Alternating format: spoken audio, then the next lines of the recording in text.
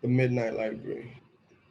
I didn't know anything about it, so it was fun to go into it with no initial opinions at all, and I didn't even know whether or not people liked it. I had read no Goodreads reviews, nothing.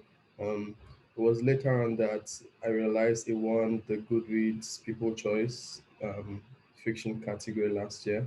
That's the awards that Goodreads has for books every year. So it makes sense, and I guess is why it popped up on my radar. Um, I decided that I'll take a different approach to this review. I started out hating it. I hated the lead character and her personality. Okay, maybe hate is such a strong word, but she had feelings that I couldn't understand. Not because I don't believe in or I don't believe in those feelings, but it was just too early in the book, and I couldn't connect with why she felt the way she felt, and I just thought she was unlikable. So when later on I found myself feeling empathy for her, I started taking notes, and those notes I think would be what this review revolves around. But before that, a brief synopsis. What's the book about? So we follow Nora, who is a woman in her 30s, I think mid 30s. She's frustrated by the world around her. Nothing seems to work out, and she's depressed, clinically depressed because she's an antidepressant. Um, it all takes a huge nosedive when she goes to her job one day. She worked at a musical instrument store, if I remember correctly. Anyways, she goes in one day and the owner lets her go. You'd think that would be the worst thing to happen to her on that day. And then she meets an old friend that blames her for why his life is as shitty as it is. And she believes it. And then her cat dies. That was the last straw. And so she decides to take her life. Um, she overdoses and then finds herself in this library with an infinite amount of books. In this library, every book is a variation of her life if she made a single decision different, from small decisions to big decisions. So, say she decides to skip a meal, there'll be books with variations of her life where she skipped that meal and where she didn't. Um, so, I guess the idea is we make tons of decisions every day, and every decision we make, we create a new variation of our life. And so we have infinite variations. And in this library, these variations of different lives are represented by different books in the library. If she reads these books, she enters those lives and she gets to experience what her life would be like if she made certain decisions differently. And the entire point is that if she finds a life that she wants to live badly enough, she gets to stay in that life.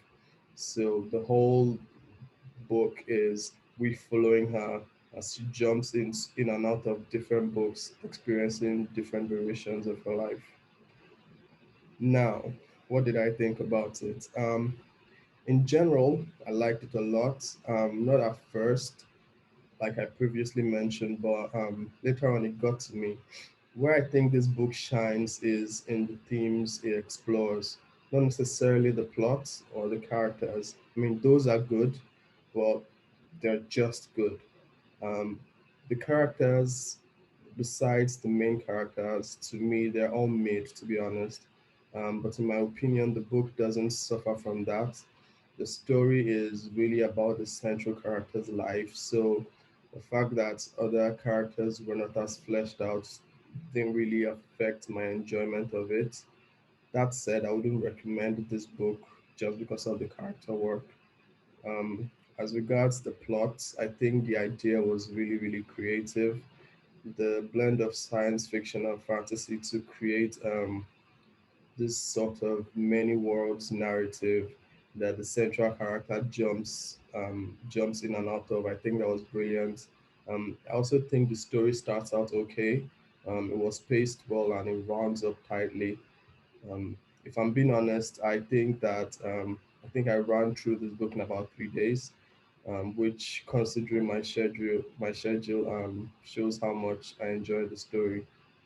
Now, to the themes that this book explores, I think this is the strongest part of the book, and this part this part of the review will contain spoilers. And I realized I didn't give warnings in my previous videos, so you're warned. Anyways, here's the part where I used the bullet points I made while I was reading the book. I made lots of those bullet points. Well, I'll just talk about six, the six that I think are more important. So, yeah, let's go. So, I think the first thing I wrote down was the fact that I didn't like Nora. I wrote that about 10% when I was 10% into the book. Um, Nora was very unlikable for me, and now that I've had time to think about it, I think it might be more of a good thing for the book rather than a bad thing. I think the author did a fantastic job of describing her feelings and making us feel the way she felt. And her being a character was just getting to know. I could not empathize with her immediately, and it took some time because I was thinking, why is she doing this? Why is she feeling the way it felt? How did she get here? But as the book got along, I sort of understood and sort of felt the way she felt.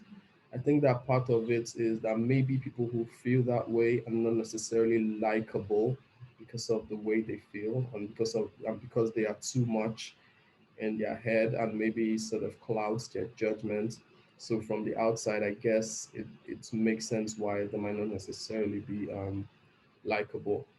Um, the other thing I think the book explores is the idea of regrets and how a lot of times they are not based on facts. I think this was a big theme in the book, one that the author made very clear, and I think it's one of the biggest takeaways for me from this book. Um, there was a part about regrets we think we have and what we think they mean, and if they should even mean anything at all, because a lot of the times the regrets we have aren't necessarily based on facts. Um, yeah, something else the book I think I noticed was memory. So I wrote this one down too. It was something about the book that kept me on edge. Um, I like how it sort of showed that a lot of who we are right now is based on what we remember about ourselves. So if we lose our memories, are we still who we are? I read Piranesi by Susanna Clark this year, and it sort of touches on this as well. So that in itself gave me something to think about. Something else was the book felt very preachy. I wrote this too as well. I started to feel this at some point. The book read like a self help book sometimes, and I wonder if my reason for enjoying it was because I liked what it was telling me. There were points when Nora had internal monologues, and even the speech she gave at some point, I felt like some of the lessons the book was attempting to teach were a little too on the nose, and the book might have benefited from letting the story sort of show this rather than just spewing it out and telling us. I guess what I'm trying to say. Something else I wrote down was the she Nora, by jumping into those lives she was jumping into. I felt she was ruining the lives she was exploring. Um, so if she was just entering a life and doing whatever she pleases in that life, in case I didn't explain this earlier on, when she enters a life, the version of her that was living that life is sort of put in hibernation and she takes over. Then when she leaves, that version of her continues off from where she left on. Now, what this does is whatever action she decides to take in that body, when the other version of her takes over, that version of her is going to live with the consequences of whatever she decided to do. So when there was a part where she slept with another character, I was like, oh shit, what happens when the other version of her comes back into that body? She's going to be like, I didn't sign up for this. Like, how did I just sleep with this guy just like that? So I thought that was a bit selfish and crazy on her part. But yeah, it was just something that I noticed. But yeah, the last thing I'll talk about is the book. I felt the book talked a lot about what ifs. Um, we often find ourselves asking, what if? Well, I do anyways. What if this instead of that? What if yes instead of no? A lot of times we make decisions and then we regret those decisions because we don't like the outcome. Then we automatically assume that if we had made a different decision, our lives or the lives of those close to us would be better. Um, and I believe that that's what this book tries to remind us, that the regrets we have, I feel like I've said this a couple of times, are not based on facts, and that there's no saying that we'll be happier or better off if we made different choices. Um, the idea that we would never be completely satisfied with life, and maybe to be completely satisfied is not the goal even. We just have to make the best of it as we go along. So I guess regret less, live more. It made me think a lot about my life and what it would look like if I had made different decisions at different points in time. In general, I love the lessons that I learned from this book, maybe a lot more than the story in itself. And the story is quite good, not the best, but I think it's still solid. And yeah, that's the end of this very unorthodox review of this book. I liked it. My rating was 4/5. Yeah, highly recommended. Not necessarily for the story, but because of the morals and the themes that the book claims to teach. So I think it might be helpful. Yeah. So bye. See you in the next one.